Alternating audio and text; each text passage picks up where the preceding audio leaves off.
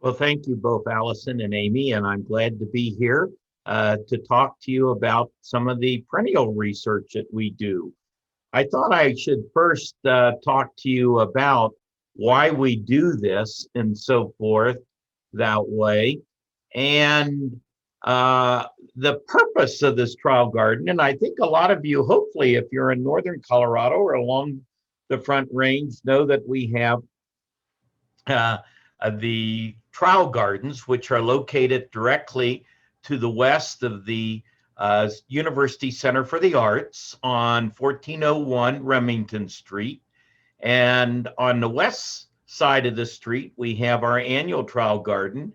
And then directly next to the Center for the Arts, the old Fort Collins High School, we have our 3-year perennial trials.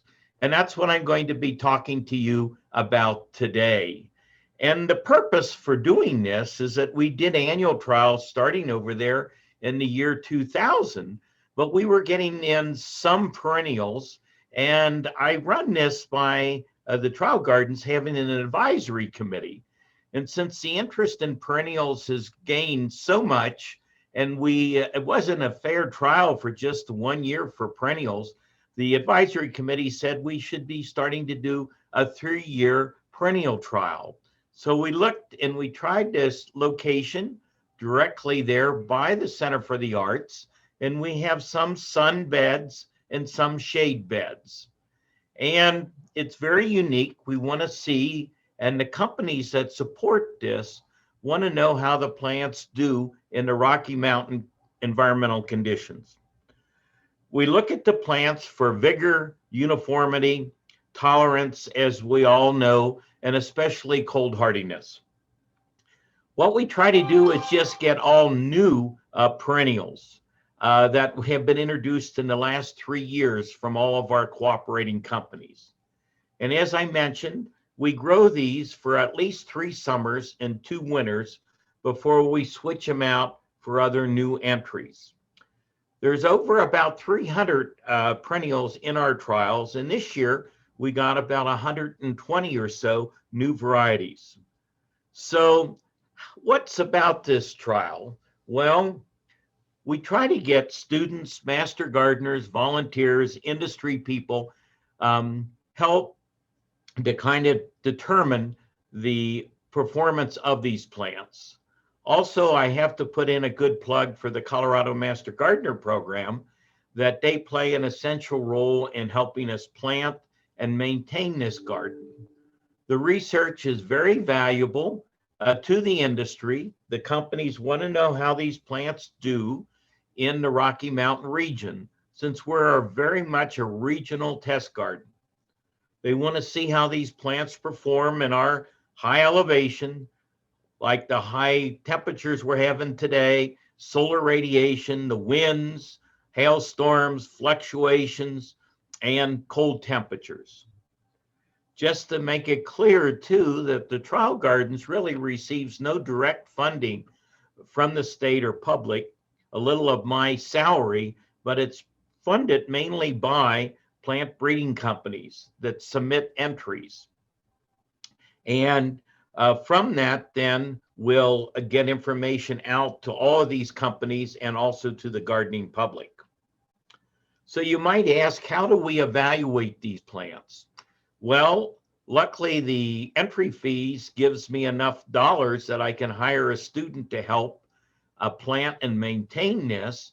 And on a biweekly, twice a month, that way from May into October, we take data and we have forms for that.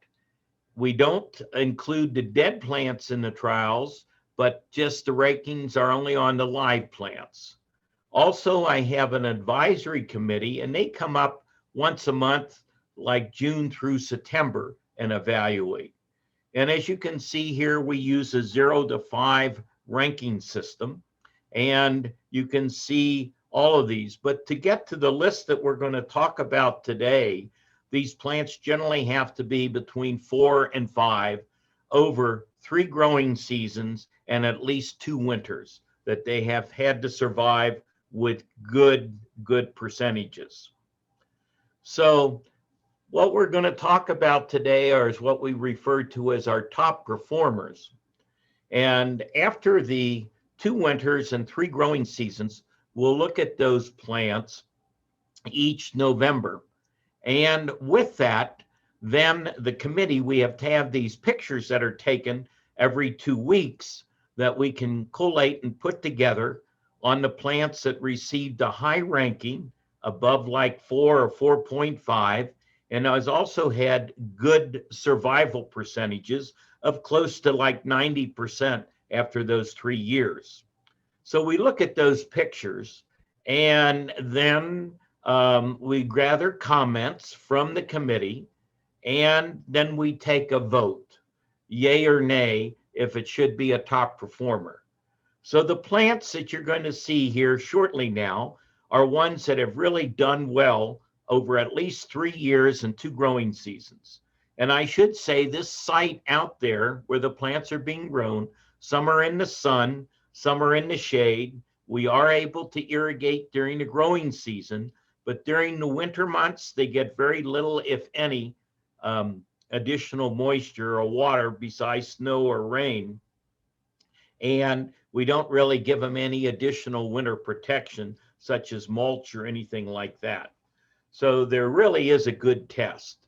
So I invite everybody that's on this Zoom meeting today to come visit, because some of the plants I'll talk about are still in the trial, or if they're not in the trial, they're in directly to the north of this in our perennial demonstration garden, where we move some of the best ones over to for a lasting and permanent location. Plus, I should say that the master gardeners also from Larimer County maintain 3 display beds along College Avenue by the trial gardens that also gets a lot of our top performers planted in there. So this is a picture in the sun area, just another picture. There's 3 major beds in the turf and then a lot up closer to the building, as you can notice. Just another picture. We call this the Garden Art District of Fort Collins. As you can notice here, there is some art, and then across the street is where the annual trials are, and just some pictures of the phlox. Now, unique about these perennials, there's always something in bloom. It seems like starting back even in January and February, we had some hellebores coming into bloom, and all the way into the fall with fall blooming asters and mums. But we record the duration of the bloom also. So what I decided for this talk is to talk about the last 5 years top performers. Now, most of these you should be able to find at essentially what I would call independent garden centers. A lot of them are probably not going to be available at a lot of the mass merchandisers, but they have done well, and all the growers in this state do get this information and tell me that they're growing and stocking these. Well, the first one is a grass. It's also was through the Plant Select program, and it's called the Windwalker Big Blue Stem. Now, Big Blue Stem, as you can see with that name, it's a taller plant, and with the name Big Blue Stem, it has blue foliage, but it turns a real nice lavender purple in the winter. It's a good one for height, and it's also an excellent xeriscate plant. You don't want to overwater this or over-fertilize it because they'll get too big. Here you can see it's a great one for adding stature into a perennial border. And as you can see here, it also starts to get that nice maroon red fall foliage color that you're going to notice here into the fall. And of course, you want to leave these grasses. Now, this one, we do overhead irrigate out here in this area, and it didn't lodge like so many of the other grasses, that it is tall and very slender. But you don't want to over irrigate or over fertilize, or you'll probably get some lodging effect from that. Another one that's great for the shade, and these are all ones from the 2006, is this Brunaria. And actually, this plant is still out in the trials. We don't get as many a new shade plant, so we keep this. This is what my committee said, it's a monster. It grows very vigorously, and it can definitely add some structure to the garden. I like it for the foliage effect for shady area, plus you get the added benefit of some blue flowers. This one, actually back in 2015 was also mentioned as too good to wait. But make sure, as you'll see here from the picture, you give this ample space to grow. There you can see it. It's beautiful. It's actually in bloom right now. It blooms quite early, and you can see why it's a monster. What I should say is there are 2 rows of plants planted here that are probably have about 8 plants in the row, and it just totally filled in, as noticed here. That's why it's called Alexander's Great. It's vigorous.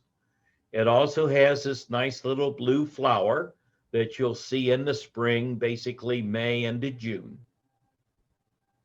And besides that, you can see that the foliage has this kind of a silvery cast to it that makes it very attractive also. So a great one for shade. There are some other additions to this Brunaria that are a little dwarfer in size, but this one, Alexander's Great, as the name implies, is quite vigorous plant. Now we get a lot of euchras or corabels also, and these are over in the shade mainly, or at least partial shade. And there is this whole carnival series that came out.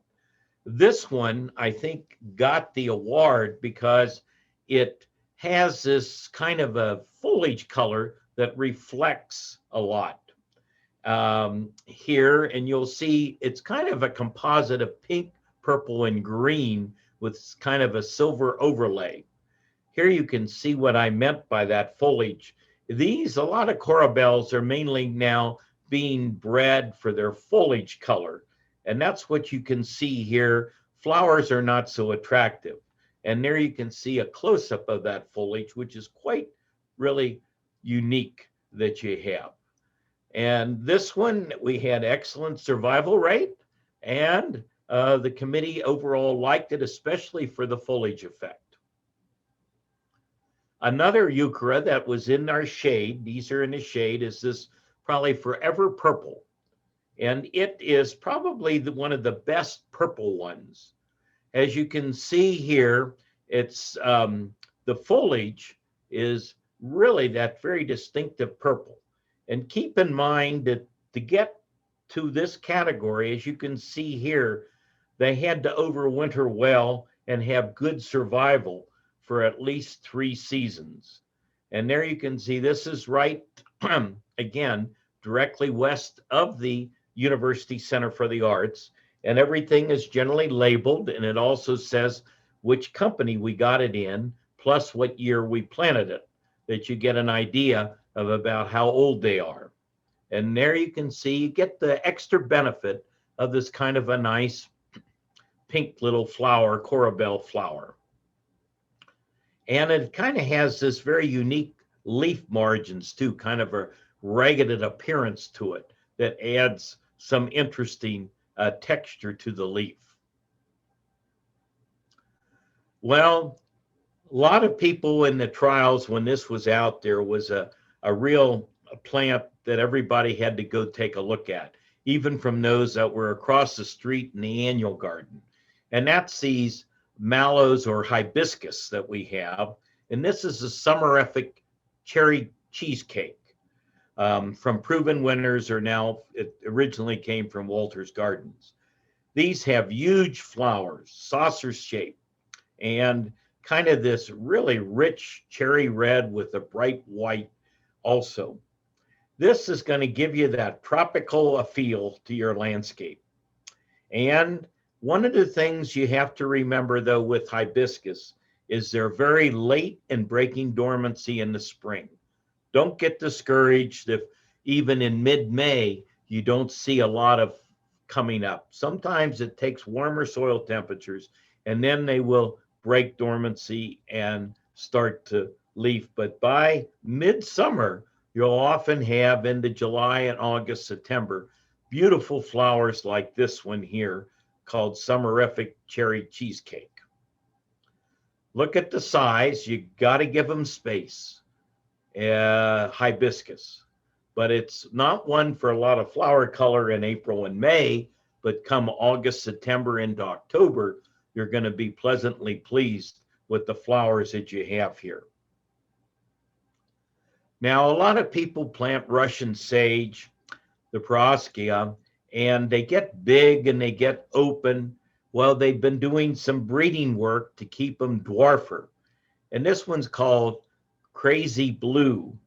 And it has blue flowers, of course, but then there's a lot of interest, of course, in attracting bees and butterflies and so forth. And these Russian sages are excellent with that. Now, these are a real xeric plant. And to maintain that xeric habit, they really do like to be kept on the dry side. Here you can see it. It's probably in this picture about 2 foot or so in height. And you can see there were 2 rows of it. But a lot of that lavender purple flower that you have, but it's not getting open in the center, even though we do overhead irrigate this site. And there's a close-up, of course. They're at their peak too later in the season, August, September, that you have here with this crazy blue Russian sage. And there have been some additional ones just this year. We got some that are also we just planted that are supposed to be much dwarfer in size. So they've been doing a lot of breeding work to try to get these dwarfer overall. And then phlox. So many people plant phlox and are discouraged because they don't have a lot of flowers that last long or they get mildew on them and that way. But this Glamour Girl series from Proven Winners again really had good longevity of bloom. Plus, you're going to see very good mildew resistance and pretty good upright growth habit, not lodging. There you can see it in full bloom. This is the Glamour Girl, and you don't see any mildew on that. Pictures again here taken probably midsummer. And there you can see the close-up of it that you have with this Glamour Girl. Now, sometimes the committee looks and says, boy, there's one that's just been in 2 years, but we want to maybe give it a little promotion because it just is too good to wait. So there was one here in 2016 that we had that was planted in 14 that would generally go into the 17 class. And that was these Dianthus, this Kahori series. A lot of times Dianthus, if you're a good perennial person, know that they bloom in the spring and then you get foliage, but you don't get that flower color over a longer period of time. It's also good for containers because as you'll see here, it stays very compact and it will take some of our summer heat to continue to keep blooming. There you can see again this Kahori border pink. And again, you can see how the other Dianthus around it are fading out. Nothing to the extent that you see here with this one. And those flowers kept blooming into August, into September, which is so unusual for Dianthus. So the Kahori is a definitely great series for longevity of bloom and very good dwarfness plus good cold hardiness. And a close-up of the flower. So those are our 16 winners. And that year we had a banner crop. In some of the future years here, we just had maybe 3 or 4. But in 17, these were the top performers. Well, as you can expect, it was too good to wait in 16. And in 17, it definitely came up. Just what I talked about. It's a real stepped up in breeding, this Kahori Dianthus. Good for borders, ground beds, containers. You see it. One we just talked about that was too good to wait. Did make the list in 17. Now, this is a plant that until maybe about 8 or 10 years ago, we were not growing as many of them, but they're hellebores. And we have had these out here now for about 10 years in the shade. And I like them because they can be evergreen, and come about February, you get out to your garden, or early March, and they're coming into bloom. This series, Winter Bells, is excellent. It has more of a white flower, very glossy foliage, and like I said, it makes a great ground cover, and it's evergreen.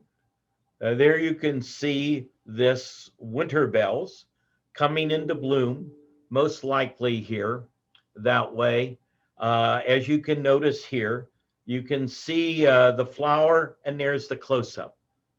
I personally have some of these. I have a lot of shade in my own garden, and it's so great to go out in February and see these plants coming into bloom in early March, kind of yet, that way, and having evergreen foliage on it pretty much all 12 months out of the year.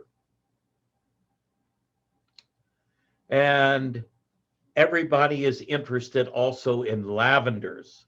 This phenomenal lavender from cultivaris.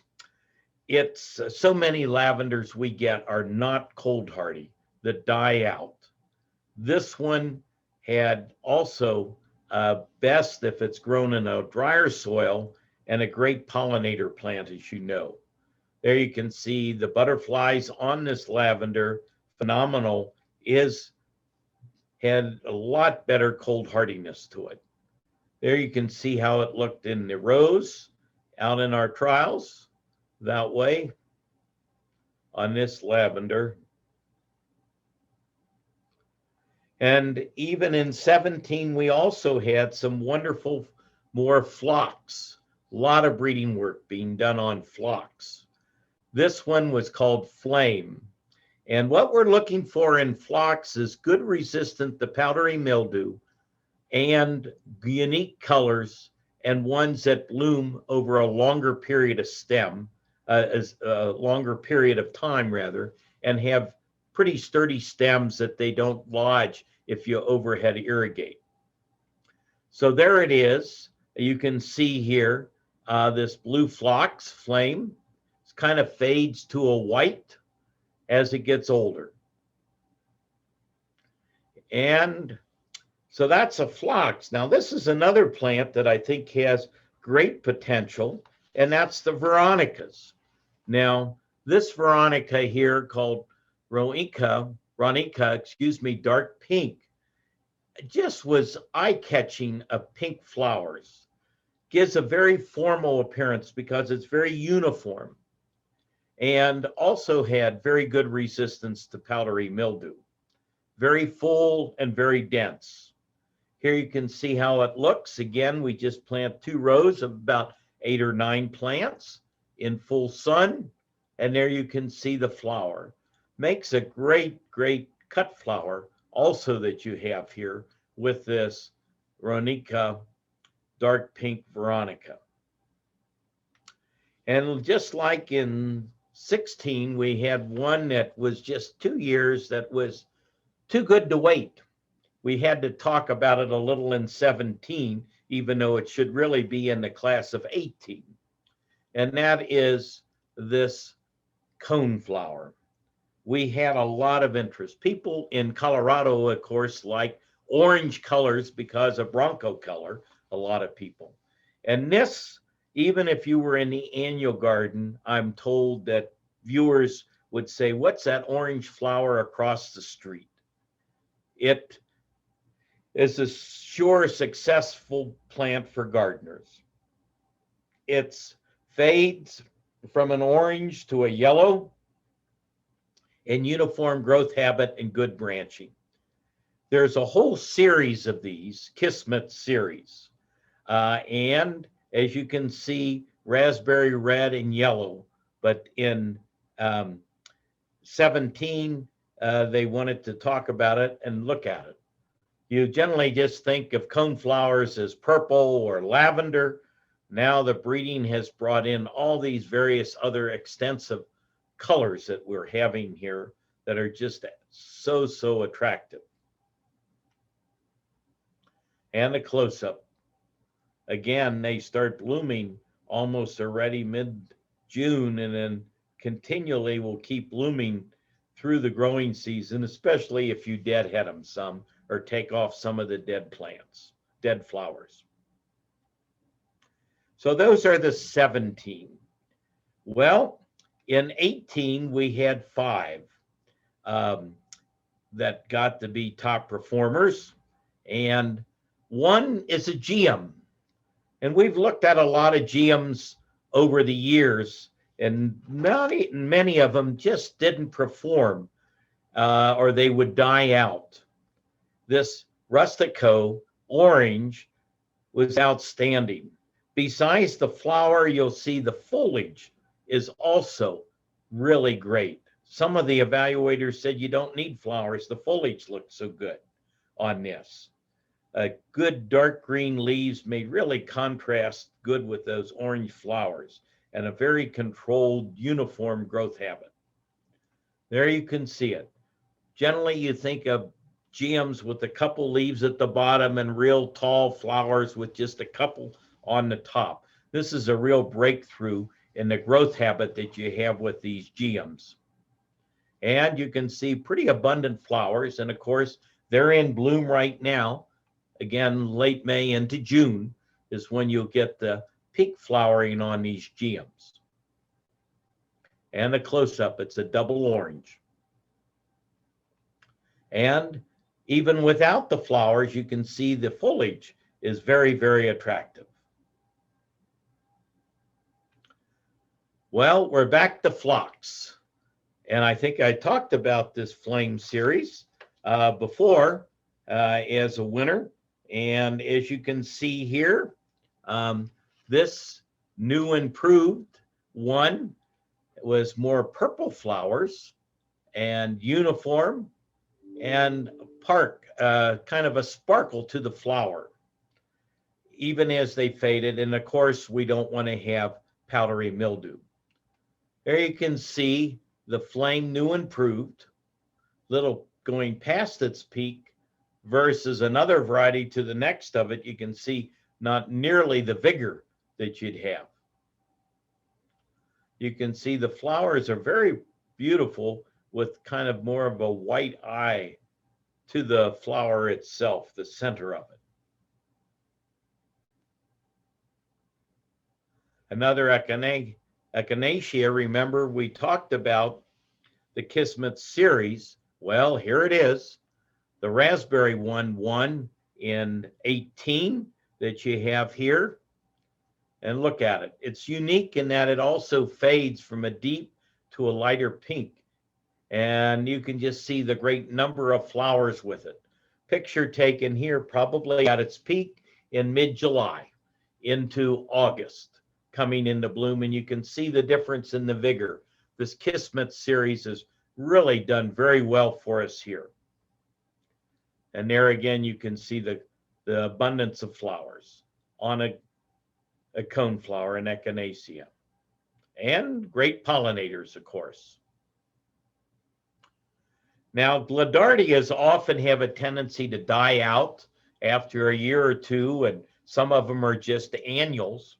This Spintop yellow torch here was selected because of its more compact mounded habit, plus the flower power that you have with it, and just great foliage color too, and like I mentioned earlier, good cold hardiness. So there you can see good cold hardiness, and you can see here the abundance of flowers that you had with it. Just a lot of them. This Spintop series from Doom and Orange really had better cold hardiness and more longevity of the flower power that you've had.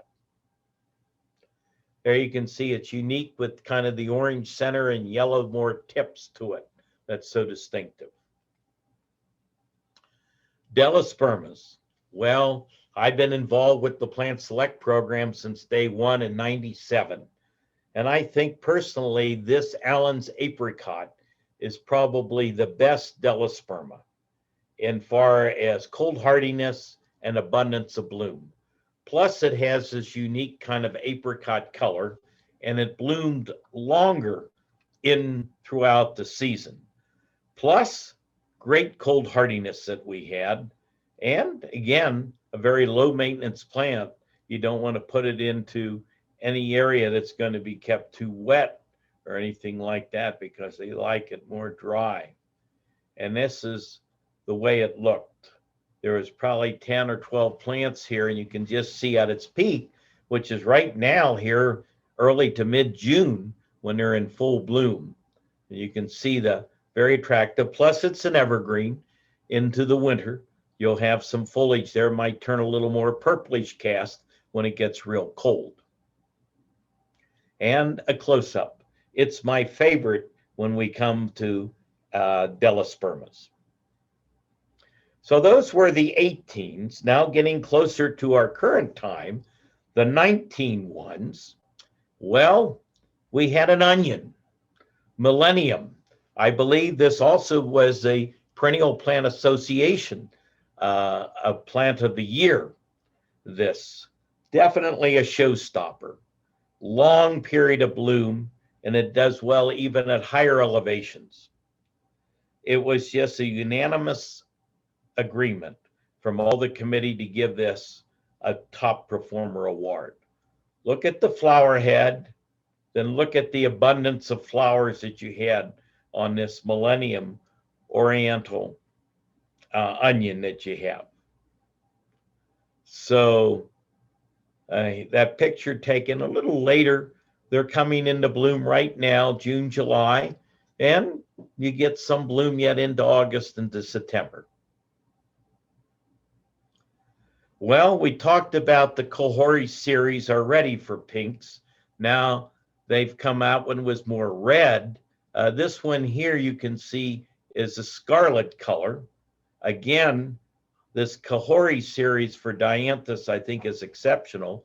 They don't die out. And when they're not in bloom, even their tidy compact growth habit is very nice. There you can again see how it varies from some of them and next to each other, still in bloom. Very attractive. Dianthus in good foliage color into the winter months. We also talked about previously one of the hibiscus. This is another one called Cherry Choco Latte, and it is outstanding because not just the foliage are unique, or the flowers are unique, but the foliage is also a dark red that's maintained throughout the season. Now, keep in mind, these hibiscus are plants that are going to get taller. There you can see it again, and you can see how you have a little of that maroon red color on the leaf.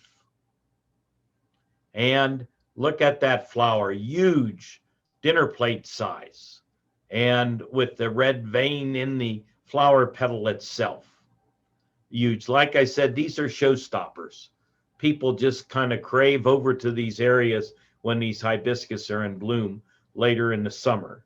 But keep in mind, remember that they're kind of slow to germinate often, or show in the spring, I should say. Well, if you want an aggressive ground cover that is also somewhat evergreen that way, that blooms over a long period of time and has good vigor, are Lamiums. And this is an improvement called the Lami series, the dark purple. It had darker foliage.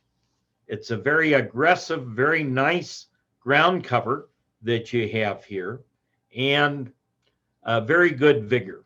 I know I transplanted some of these in my own yard from this series, and they just came through the winter fine, didn't water them at all this past winter, and look great. There you can see how it fills in, and the beautiful flower that you have, plus the nice foliage color that you have on them. There you can see how the foliage has this nice light, kind of a whitish color with the green edge, plus the close-up of the plant itself. A good ground cover, and it'll probably do very well in the semi-shade to shade also, which is important to keep in mind.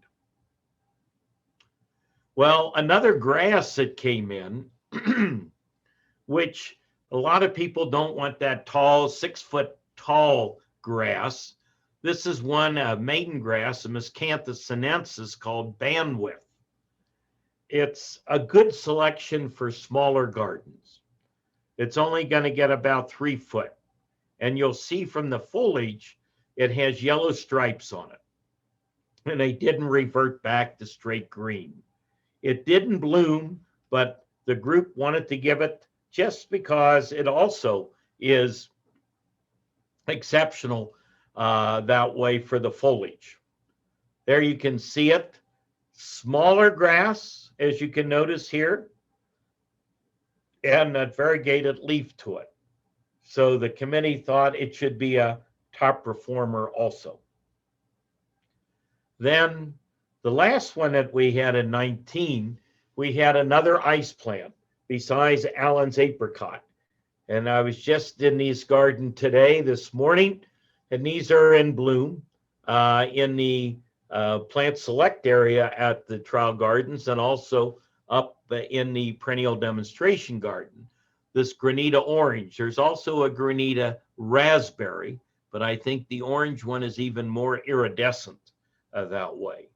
Very attractive ground cover, good foliage, good excellent. And the main thing with Delospermas is good cold hardiness. There you can see it, great showstopper again with that orange flower. That was in our trials then after 2 winters, 3 growing seasons.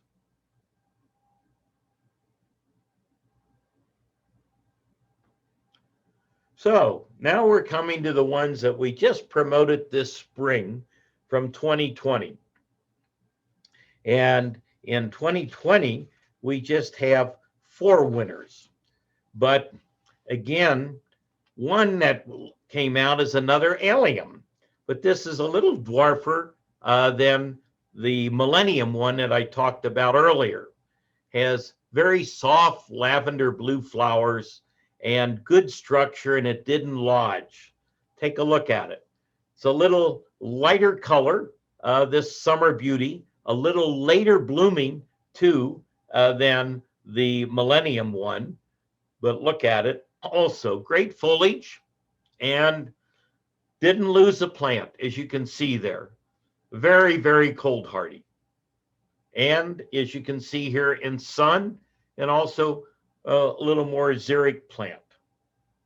They really do prefer sunny locations versus being in the shade. Another Echinacea, another breakthrough called Sombrero, again, Tres Amigos, or 3 different colors, an evolution of color in about 3 different shades. They were vibrant, rich colored that you could see here, and also good branching and no mildew or disease. There you can see how they kind of fade from that deeper color to the lighter color, which is that's why they called it 3 amigos, basically, because of the 3 different colors that you're getting within the flower itself. There you can see as they're just starting to come out, and then how they fade with age. So another great Echinacea that was a top performer and had good survival after 3 years. A lot of penstemons that we get, but I will be looking for something that had good foliage and flower. And this Dakota Burgundy definitely fit those criteria. Very prolific blooming and also good foliage color all season. 100% survival. You'll see that the blooms over a fairly long period of time. As you can see here, look at that flower, plus you can see a little more of the purple foliage that you have here that is just so outstanding. There's why it got a top performer award from the committee. Great survival, great flower power, and great foliage even after they're deadheaded into the fall season. And if you get out, here again is another phlox. We had the Kapow series. The whole series were excellent that we have here with these. I think the Kapow is even better than the series that we had, the Flame series. They're consistently improving on these to resistance to powdery mildew and a good range of colors. And it also had a fairly good pink flower color also. There you can see it, the Kapow series in pink, no mildew, strong, a lot of flower power. And there you can see fairly large flowers also.